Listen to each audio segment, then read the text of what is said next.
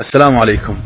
من كنت مولاه فهذا علي مولاه، اللهم والي من والاه وعادي من عاداه. هاي رسالة لكل واحد قال لي أنت لوقي وأنت مشرك، شلون تقول علي ولي الله؟ أشهد أن علي ولي الله من هسه إلى قيام الساعة. هذا قول النبي صلى الله عليه وعلى آله وصحبه وسلم: حب علي من الإيمان وبغض علي من النفاق. يا حبيبي، إذا سمعت بهذا الاسم علي بن أبي طالب وحسيت بفخر ورجولة وحب، فأنت بيك خير وعلى خير بإذن الله تعالى.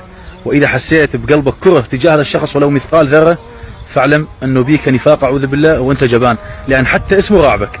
فإحنا نحب اللي الله سبحانه وتعالى يحبه ورسول الله يحبه.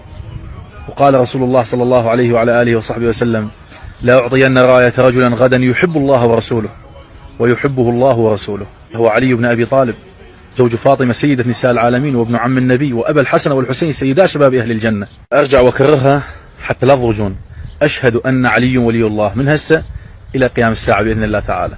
السلام عليكم.